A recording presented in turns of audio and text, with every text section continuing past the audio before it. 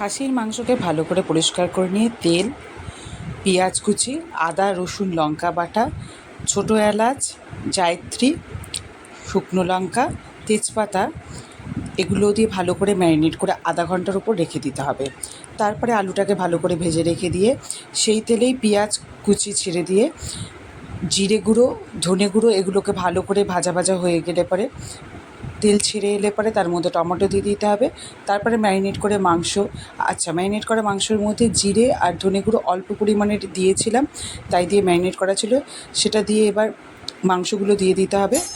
মাংস দিয়ে দেওয়ার পর ভালো করে কষা হয়ে গেলে পরে তেল ছেড়ে এলে পরে ঢাকনা চাপা দিয়ে দিয়ে করতে হবে এবং গরম জল ব্যবহার করলে পরে মাংসটা তাড়াতাড়ি নরম হয়ে যাবে। এইভাবে ভালো করে কষতে থাকার পরে আলু লাস্টের দিকে দিয়ে ভালো করে নাড়াচাড়া করে লাস্টে আমি হলুদ ব্যবহার করি। হলুদ দিয়ে জল দিয়ে ঢাকনা চাপা দিয়ে কোনো রকম গরম মশলা ব্যবহার করি না, আগে যে প্রথমে গরম মশলা ব্যবহার করেছিলাম সেটি ব্যবহার করেছি এবং রান্নার শেষে আমি অল্প পরিমাণে ঘি ব্যবহার করেছি। তৈরি হয়ে গেল আমার মাটন।